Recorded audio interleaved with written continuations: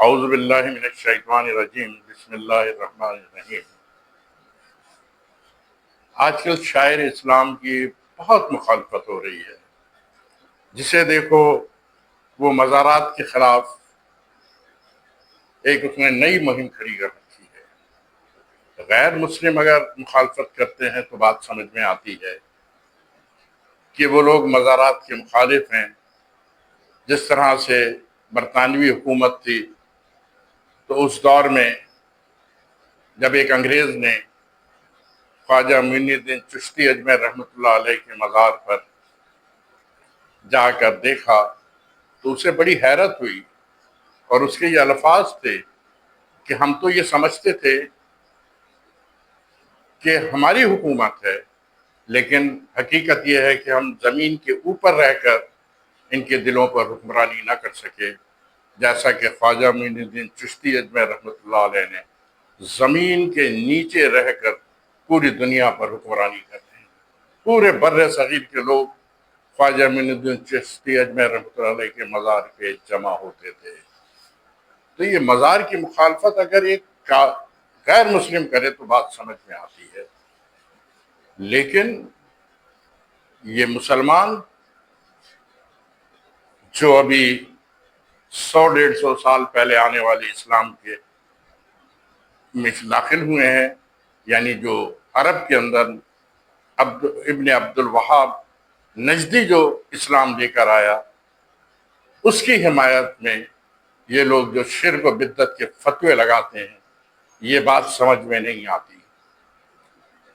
اگر ایک ہندو مخالفت کرتا ہے تو مندر کا پجاری ہے، بتوں کا پجاری ہے، وہ بات سمجھ میں آتی ہے کہ ایک ہندو مزار کے خلاف جو ہے بکواس کرتا ہے اور وہ اس کو شہید کرنے کی بات کرتا ہے، توڑنے کی بات کرتا ہے۔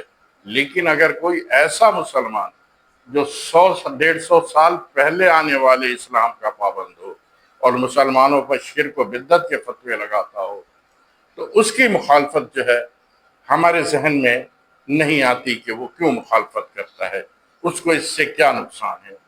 کیا اسے معلوم نہیں ہے کہ سب سے پہلے جو مزار بنا وہ حضرت محمد مصطفیٰ صلی اللہ تعالیٰ علیہ وآلہ وسلم کا تھا؟ ایک عمارت کے اندر وہ مزار بنایا گیا۔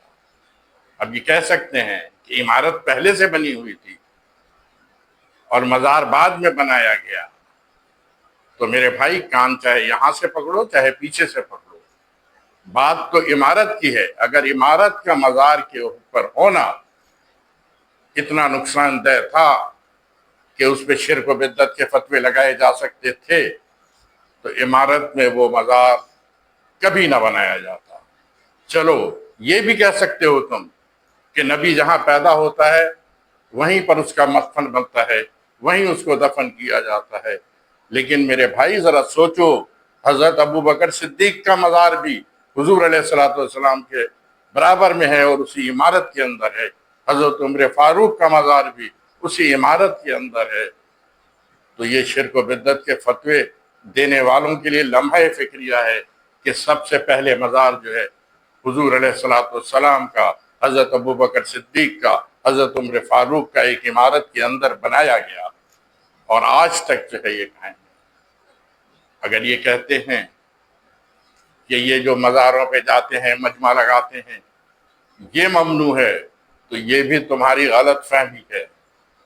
آج بھی جو شخص چاہتا ہے عرب میں، وہاں پر جو ہے رسول اکرم صلی اللہ علیہ وسلم کے روضے پر مجمع ہوتا ہے، لوگ صلاۃ والسلام کے نذرانے پیش کر رہے ہوتے ہیں، دعائیں مانگ رہے ہوتے ہیں، اور یہ وہ گورنمنٹ کر رہی ہوتی ہے جو نجدی حکومت ہے، اس نے پرمیشن دی ہوتی ہے کہ تم مزار پہ جا سکتے ہو۔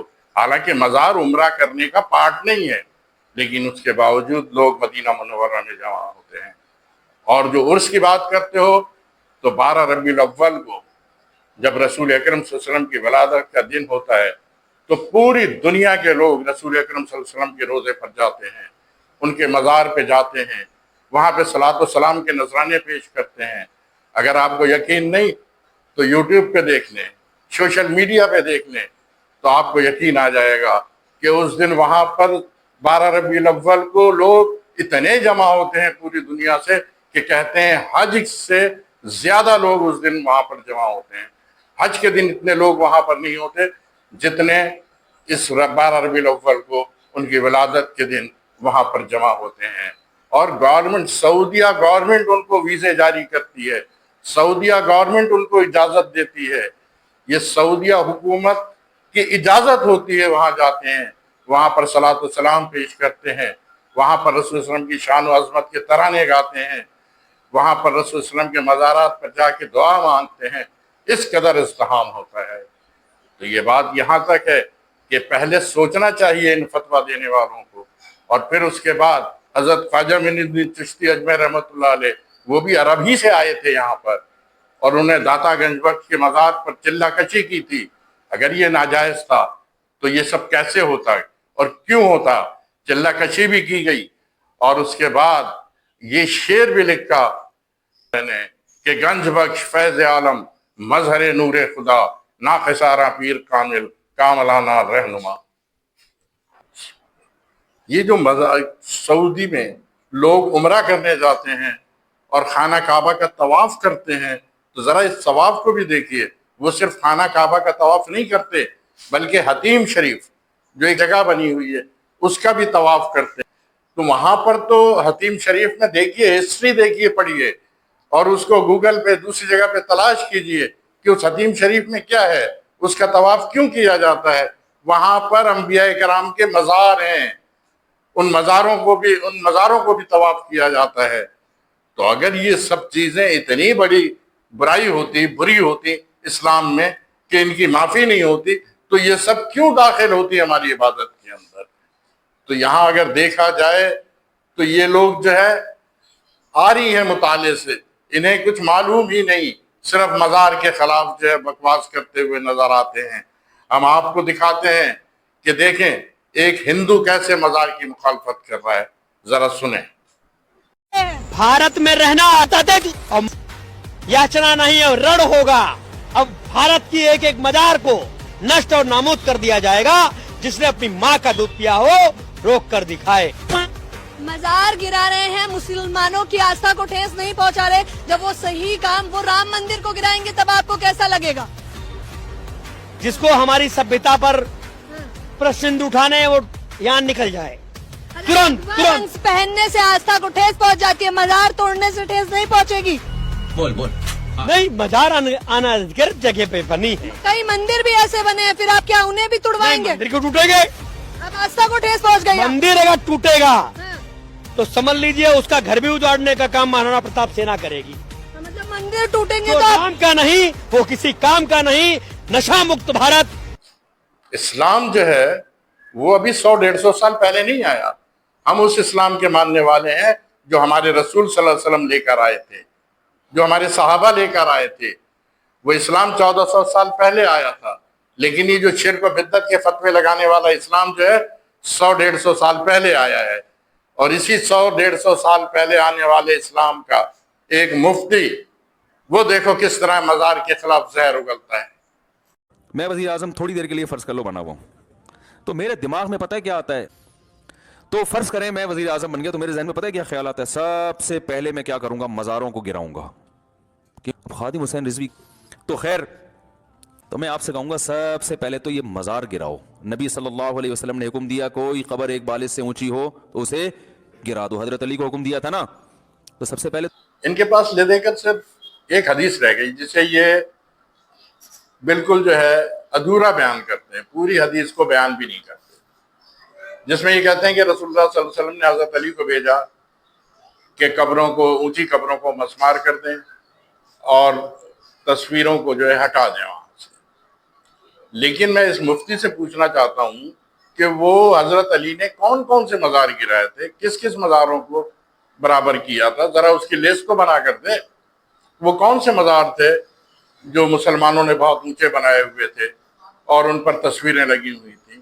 اگر ایسا نہیں کر سکتے تو یہ بکواس کرنا چھوڑ دو اور یہ لوگوں کو بیوقوف بنانا چھوڑ دو کہ قبروں کو یا مزاروں کو گرا دو گے تم. اس لیے کہ قبروں اور مزاروں کو تمہارا باپ بھی نہیں گرا سکتا. تم جو یہ بات کرتے ہو یہ صرف تمہاری ذہنی خلفشار ہے. حضور علیہ الصلوۃ والسلام کا روزہ دیکھ لو، سب کا روزہ دیکھو کس طریقے سے شان و عظمت کے ساتھ مسلمان اس پہ جاتے ہیں. اور یہ قبروں کے گرانے کی جو بات کی گئی، وہاں صرف قبروں کو گرانے کی بات نہیں کی گئی، جس پہ تصویر لگی ہوئی ہے اس تصویروں کی بھی بات کی گئی.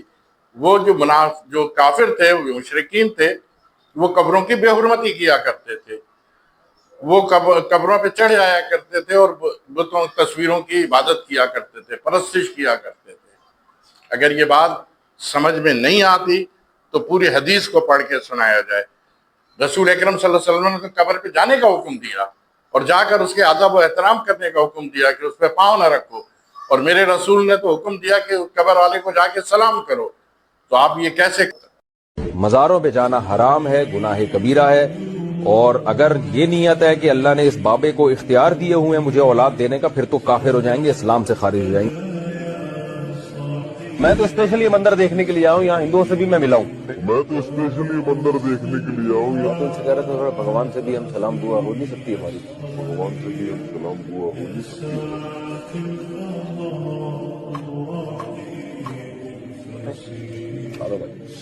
یہ پہلی دفعہ صحیح طرح سے کسی مندر میں گیا، ابھی بھی کیسا ہی گیا نہیں ہوں اندر میں، باہر ہی بیٹھا ہوں. ایسے شوق تھا مجھے. یہ مزار پہ جا بھی کیسے سکتے ہیں؟ ان کے تو شوق ہی نرالے ہیں بھائی. یہ تو مندر پہ جائیں گے، وہاں پرساد کھائیں گے، ان کو بس وہاں مندر پہ جانے کا شوق ہے اور وہیں جو ہے سلام دعا کرنے جاتے ہیں یہ. اور اس کے علاوہ یہ کچھ مزار پہ تو جا بھی نہیں سکتے.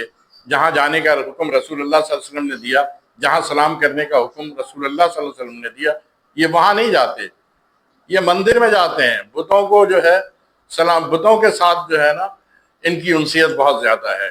مندر کے ساتھ ان کی انسیت ہے، جہاں پر یہ جا کر سلام دعا کرتے ہیں اور یہ الٹی سیدھی حرکتیں کرتے ہیں، وہاں پر پرساد کھاتے ہیں، وہاں کا پانی پیتے ہیں.